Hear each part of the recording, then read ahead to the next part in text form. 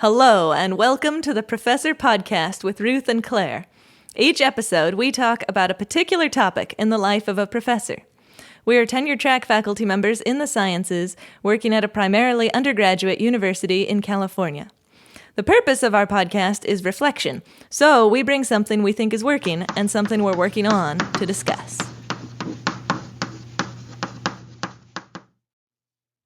I've seen repeatedly that students can meet expectations if they feel positive, and likewise, they will not meet expectations if they feel negative. So I feel very strongly that I don't hurt anybody by looking out at the beginning of general chemistry and saying, I don't grade on a curve, which I don't, and so it will be possible for you all to get A's in my class.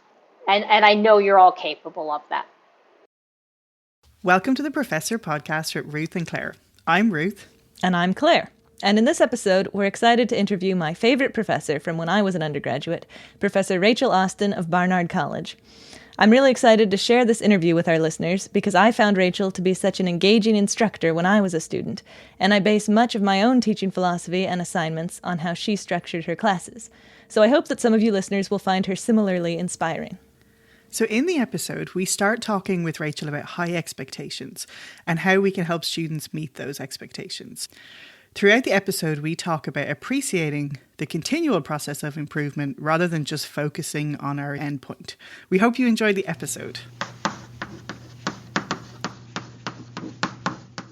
Welcome to the podcast, Rachel. We are delighted to have you on the show. Well, I'm delighted to be here, Claire and Ruth. Good to see you both. So would you start us off by telling us a bit about your background? So how long have you been teaching? What kind of universities? And what kind of student bodies have you had experience with? Sure. I started teaching when I was in graduate school. I had a couple of professors who encouraged me to think about teaching as a career, and one person in particular who taught the introductory environmental science course in our department really took me under his wing and really mentored me a lot and gave me increasing opportunities to show some independence in teaching. So that helped a lot. I started my first teaching position in 1995 at Bates College, which is a small liberal arts college in Maine, in sort of rural Maine. And I was there for almost 20 years before moving just a little more than 5 years ago to Barnard College, which is also a small, although slightly larger liberal arts college, this time in the middle of Manhattan. Wow. So while geographically Bates and Barnard are pretty different, they both start with "ba," so I confuse them in my own mind still. And I would say in terms of institutions, they're pretty similar. So with the exception of my graduate experience at a large state university, all of my teaching career has been at small, private, elite liberal arts colleges. Cool. I already have about 20 follow-up questions, but I won't derail things yet, so keep going. So, Rachel, I want to hear everything about your teaching philosophy because I enjoyed your classes so much and found them so effective. But so since we don't have forever, could we focus in on the area that I'm particularly struck by, which is your high expectations? And I felt like in your classes you were extremely effective at setting high expectations, being very clear about them, and getting us to meet those expectations. And so I want to know how you do that. What are some of the things you think about for setting high expectations and making them clear to your students? Well, I would say, Claire, I was really surprised when I saw the questions because that set of attributes is not something that I would have associated with myself. Interesting. As a teacher. So interesting.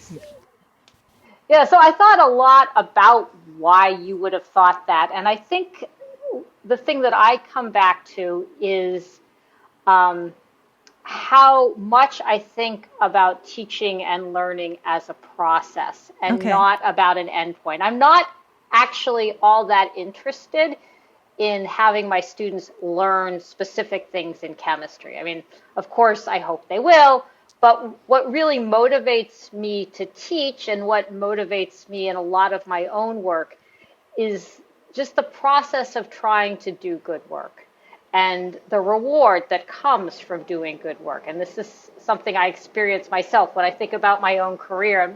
Even my own research, I'm not so much goal-oriented as I am really focused on trying to come to work every day and make good measurements or do a good experiment. And so, and a lot of this does not come easily to me. I think, the things that we tend to be best at are the things that we've had to work at the hardest. So I really have had to discipline myself to not cut corners, to do good work, to pay attention to detail.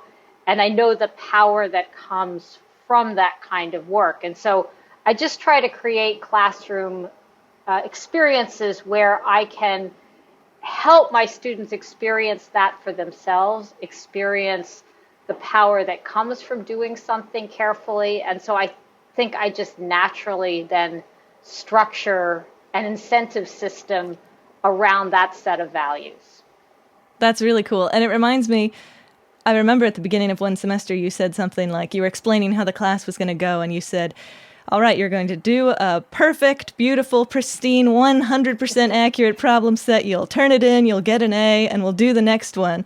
And that was really effective for me. I was like, okay, that's what we're doing. I'm going to make this perfect, and that's what we're doing. And I normally wasn't a straight A student, but that was very effective for me to do that. And I do remember being very proud of those perfect problem sets. So that makes sense. Wow, that's super interesting. Sorry, I just went to a workshop on Friday, and it was talking about language choices in syllabi, and it's really interesting that you framed it that way, because one of the syllabi we were looking at was like, if you get a C, you're going to fail the class. It was so negative, but I love that framing of even just the visualization of how good it's going to feel when you have this perfect assignment to hand in, and that's super. And the word choice of this is what's going to happen. This is how you're going to do it. And it was very empowering, So that's cool. I like that not cutting corners approach you talk about.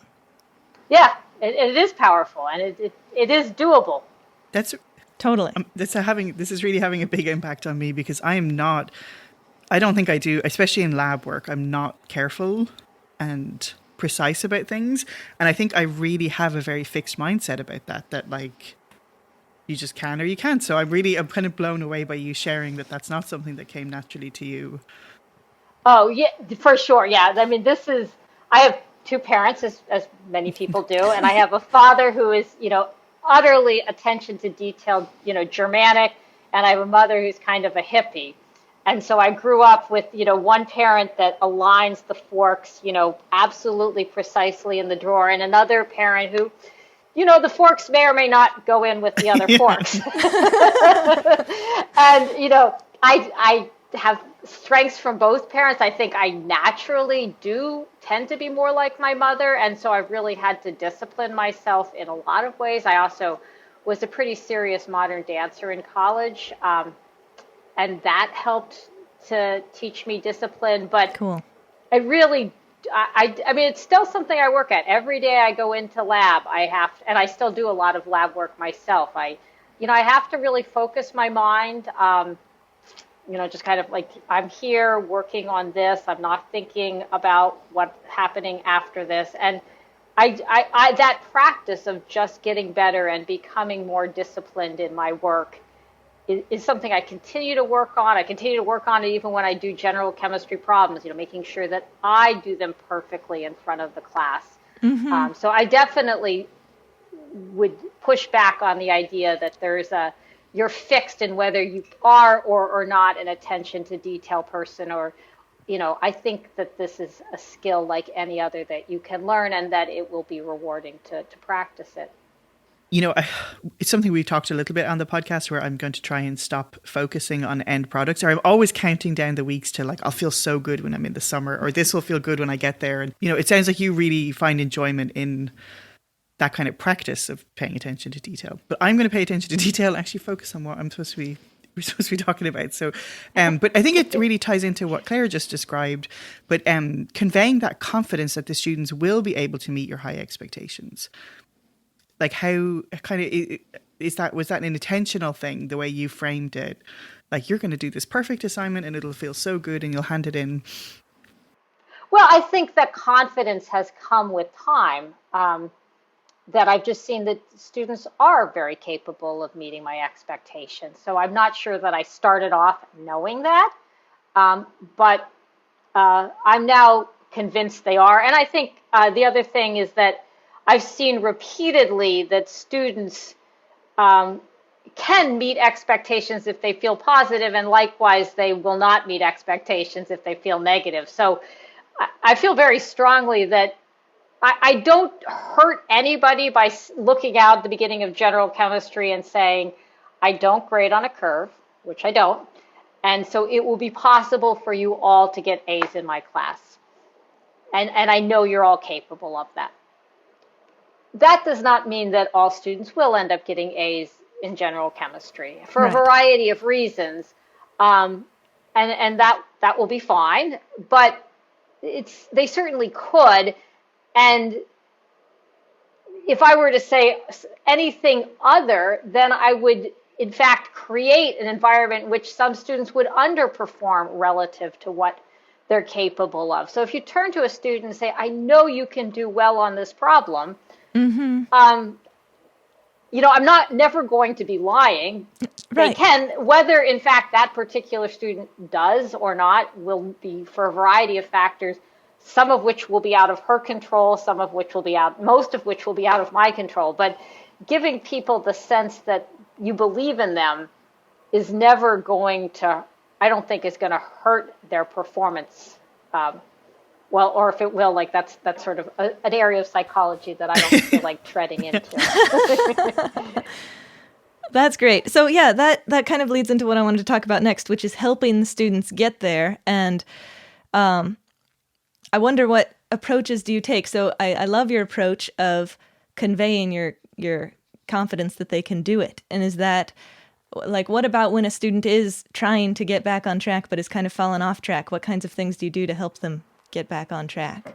Well, I have a couple of strategies. First of all, I think clear rubrics are really helpful. I don't think it should be a mystery to students how to do what you want them to do. I think a lot about, again, I'm a chemist, about teaching chemistry in ways that are analogous to the ways that you would learn a sport or, play an instrument or be a dancer, that you would demonstrate and then have students practice with you. You would never just, if you're a piano teacher, you wouldn't just talk for an hour about the theory of piano playing and then, have your student go off. You're like, no, you'd work with them. So I think helping students to simply do, and so in grading, I typically will assign a lot of points to process and not just to the final result, so that, again, students are being rewarded for careful work. And then I do other things. Again, I think it depends on the class and what I'm trying to accomplish and where we are in terms of pandemic or not pandemic. But I try to build, again, different strategies for different moments, but I try to have some flexibility. So in classes like general chemistry, where a substantial amount of the grade is associated with timed in-class exams, I have some strategy where almost half of the exam grades could be dropped. Yeah. Okay. So that if you do have a bad day or you're working things out, that's not going to kill you, so that you don't lose your motivation, right? Because I think once you lose your motivation, then we're not in a fruitful place for either of us. And then, where practical, I try to build in assignments that actually ask the students to reflect on their own learning process. So this fall in teaching general chemistry remotely, among the assignments I had students do was just a weekly check-in where they wrote about what they learned, what they still had questions on, and also what things they were learning about their own way of learning chemistry. Cool. So that, cool. Really trying to put agency to the students that, to some extent, you also need to figure out how to meet my expectations, and that being in college is an experiment about learning how to learn, and the more that students learn how to learn effectively for themselves, that's a skill that they'll be able to use in other classes. Also, just being explicit about the idea that it's not a single set of skills, so that it's this kind of becoming aware of yourself as a learner and there'll be different attributes of that they'll need in my class versus Ruth's class, but just being aware of that, sort of self-conscious, I think that can help. That makes a lot of sense. I like that. That's actually one of the best compliments I got from a student, was like that my class helped them realize what kind of learner they were. I'm not sure if they were saying because my class worked for them or didn't, but like ultimately there was something happened there where they had like a reflection. So something that comes up a lot for me with expectations, and I think like I kind of have flip-flopped between trying to be tough and then being a doormat, and then like just not really landing on. And I really appreciate, you seem very like centered in what your approach is. But one thing that really knocks me over is late work, and especially now with the pandemic, because last semester my approach was complete sure whenever, and then realizing that maybe wasn't actually the ultimate best thing. So what's your kind of approach with like holding those high expectations around late work? Yeah, I'm not sure that I have a perfect answer for that either. And of course, again, I would say it's context specific.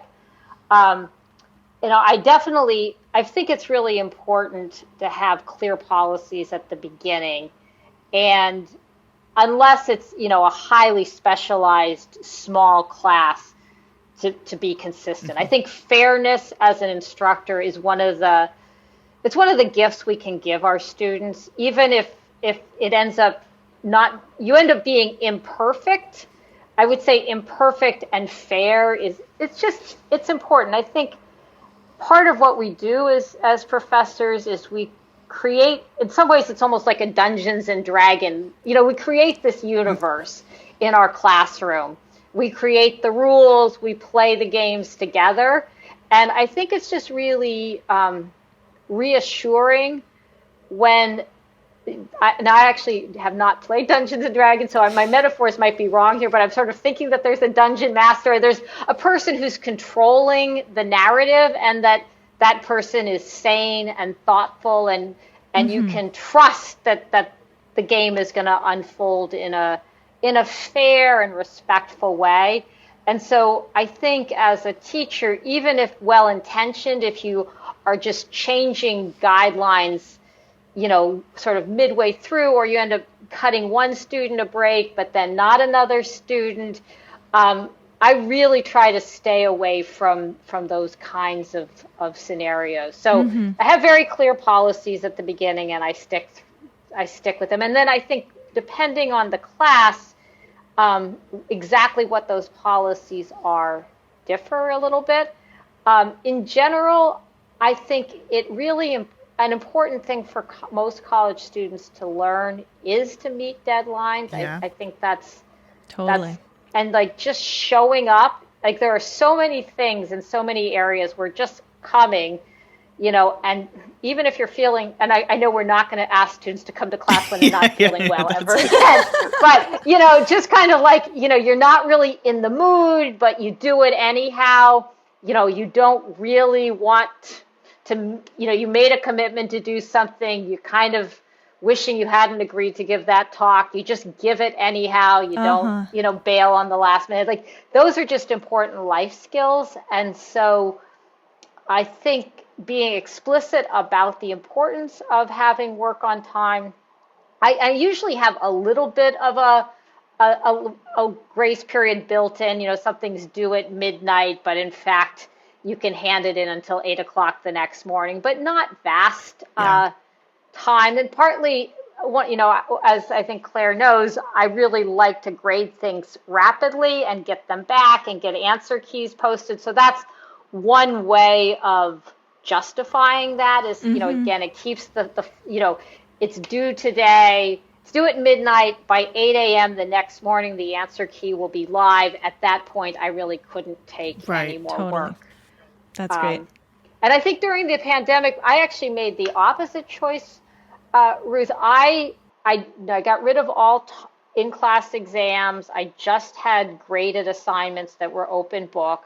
But I was really actually more firm on my deadlines, and they were the same deadlines every week. Something was due at Monday night, something was due Wednesday night, something was due at 5 on Friday every week. But I really thought that in the pandemic, just reinforcing the importance of just staying steady would be something I wanted to give my students. And I think if you have a lot of relatively low stakes assessments, then that's also, it's not the end of the world if a student did in fact miss one. So unlike prior years when I would have just dropped the lowest 2 homework grades, in the fall I actually didn't. It's like everything counted, and I wanted to really encourage students, to just stay the course with That's me. so interesting, because that was really, has been my experience with the students. And I think that me and Claire have talked about this a bit, that a lot of the kind of wisdom around online learning was for different learners, like people who were working or had families. But the kids that we're teaching, a lot of them wanted a little bit more structure, and they kind of didn't do well with just go off there and read those chapters and we'll talk to you in 3 weeks. So yeah, it was definitely, and I'm totally stealing your Dungeons and Dragons thing. And I haven't played it either, but I love it. I'm going with it. That's awesome. Yeah. Yeah, I love that approach to late work. I had been really strict on late deadlines until the pandemic, and I loosened it up, and it didn't go as crazy as I expected it to, but I feel like I reinforced that I do like to have it be a very strict deadline. So that's interesting. I like your plan of releasing the answer key in the morning after. So yes, that brings to grading, because yes, that was incredibly striking. I don't think ever I was in your class when we didn't get it back the next period, whether it was an exam or an essay or problem set or whatever. And I really did value that. But grading is my nemesis. And I wonder if you have any tips for doing that you could share with us. I am neurotic on that point. I really, really do not like to have things on my desk that are not graded. And I believe that they will probably multiply exponentially if they're not graded within 24 hours. So I just do it. I don't know that that's a tip I could share. I am by nature a fast reader, and I just brute force it. So I will turn around 200 exams in Gen Chem by the next class period. I just insist on getting it done. It also means maybe I'm not always the most careful grader. Like I definitely have colleagues who will just spend weeks grading.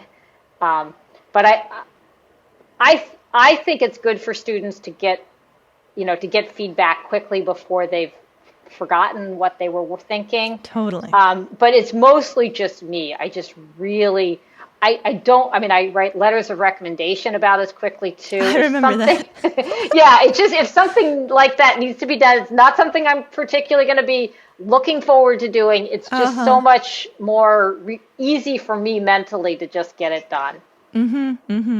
I thought that might be the answer, but I thought I would ask in case there was some magic solution. All Yeah, I forgot to tell you this, Claire. It's one of the things I didn't pass along to you, but there's this magic grading dust. No, it just is. Yeah, no, that's great. My attitude to grading is very similar. Like, I need it off my plate immediately. And it's kind of ridiculous sometimes, because there's times where I'm so tired, but I'm like, I have to. And I think for me, I think I've talked about this before. It came from, like, when I started teaching, I had very small babies, and life is just so unpredictable. So you're like, if I don't do this second, like, who knows who's going to get sick tomorrow, and we won't be able to do it for 3 weeks. So yeah, it makes me anxious because I do it so quickly. I think I am very careful, and that's definitely something. But I think I do say that to students. Like the kind of the plus side is you get it back quickly, but the downside is you will need to check through it and make sure, I see. Yeah. Totally. Yeah, I don't advertise that I'm not the world's most careful grader. I don't advertise my shortcomings. I always tell students that they should double count the points, right, to make sure. And I do double count them myself.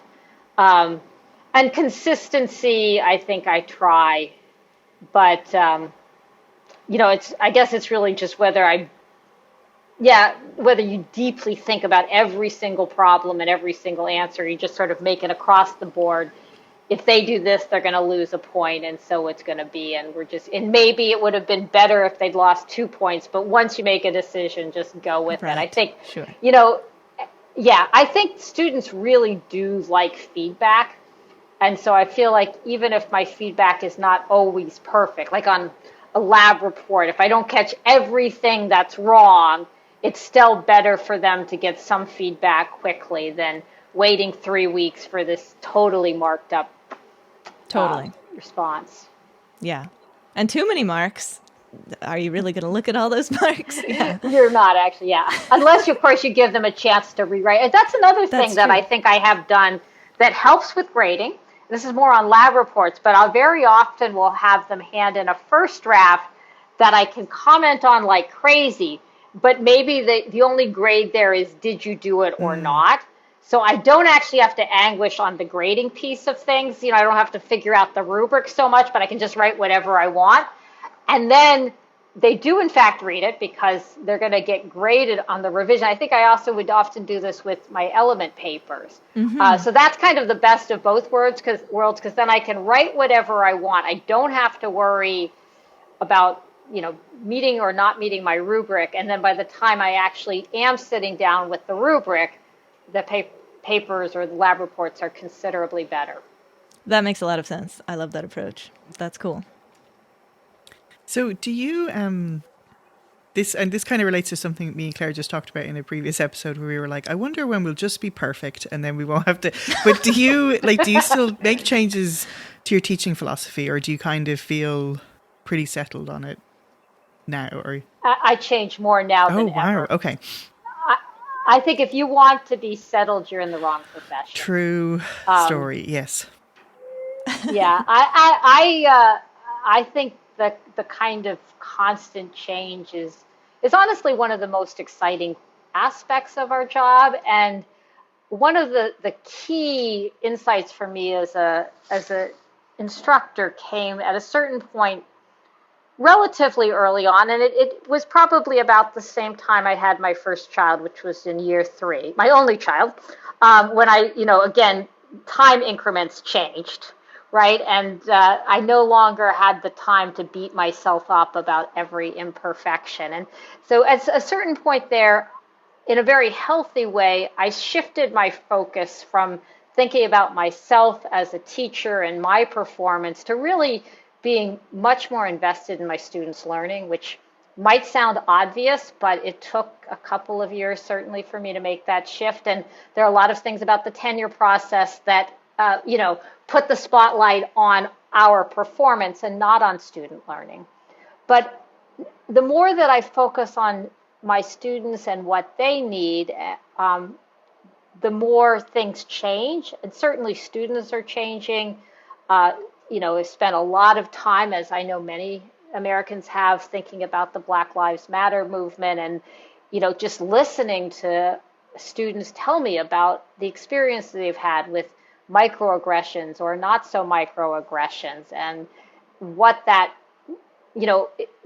must feel like, or what that sometimes does feel like in my spaces, and just constantly trying to change to be better at creating environments that foster learning for my students. So I don't ever expect to I expect to keep changing. I think there's so many things to experiment with in teaching. I'm really struck by a lot of things you're saying, and when you bring up equity sort of work and thinking about that in the classroom, I'm really struck by, I've done a lot of workshops about equity, and especially addressing things for first generation students, and everything you're describing about having such a clear set of expectations, or just even the rules of the Dungeons and Dragons game, and knowing exactly what's going to happen, and how crucial that is for students who haven't got the kind of inherited experience from their parents going to college, or those kind of things, making them really saying them explicitly is really powerful. So I really appreciate that. It's interesting how that has been my thought with everything you said, is how much you're doing that. Well, and that's, I think, a lot that I've learned from my students. So I think the more that I listen to my students, and it's not like everything they tell me I just do. I think we went pass fail in the spring, and we did have a small students that wanted us to go A minus. That was as a college. Yeah. Like, no, I mean, there are ways in which, it's just human nature. And students are under so much pressure to accomplish things via grades that it's understandable that there are moments where we see our roles and what's in their best interest differently. But I think that, I think listening to students, especially when you treat them respectfully, there's just really a lot to learn about what they need. And then the creativity in figuring out how to offer that in a way that's fair and equitable, that inspires students. So I did a really interesting experiment in general chemistry in the fall. I ended up teaching 5 sections because we were fully remote. So, smaller groups, and I had no in-class exams. I just had problem sets that I wrote and graded, and online homework, that you purchase that grades itself, and then these weekly check-ins. And it was really amazing how much students spoke about how much they enjoyed chemistry and how motivated they were in the absence of exams. Wow. Interesting. So, I have no idea how to translate that to being back in person and back to New York City, where there are so many demands on student times, and unauthorized collaboration could kind of just become the norm on, so I have a lot to think about. But it was really interesting how many students just said, I'm working really hard at this class, but I'm enjoying just learning for learning's sake. And that's something I think, timed exams really incentivize the wrong learning, the wrong motivations. And so I don't have an answer to that yet, but it's something I really heard from my students. And so a kind of an example of a big challenge, teaching general chemistry, 200 students a semester, that I will figure out before I have to teach it again. Or I'll try an experiment. Yeah. It's a great thing, right? You try an experiment, and the worst that happens is it's not a success. You're not going to kill anybody by writing a bad Gen Chem problem set. That's a different experiment. And when you're hearing back... Sorry. When you're hearing back from these students, is this what they're writing in those reflections, or are you talking with them in some other way? How is that? It was both in their weekly reflections and in their mid-semester evaluations and in their end-of-semester evaluations and in the conversations that we had. I also taught us just a 1-credit chemistry and racism special topics course in the fall. I taught 5 different special topics courses just to create community for my general chemistry students. And one of them was chemistry and racism. And that was an idea that came up a lot in that class in terms of how to create inclusive environments for a class like general chemistry, which is considered a gateway course and, an essential course in the pre-med pathway. And so, if students find in-class exams so excruciatingly stressful, and if it's something they find themselves cramming for and then forgetting everything they've learned afterwards, it's certainly it's easy to grade, although as we've talked about, painful. There's certainly you can minimize cheating, but it may just be something that is students experience so differently that it's maybe not fair. And again, also I'll drop the 2 lowest grades, et cetera, et cetera. But, you have students who are good at timed exams, students who read quickly, students for whom English is their first language, students who just have a ton of inherited confidence that they're going to excel at chemistry at an elite institution.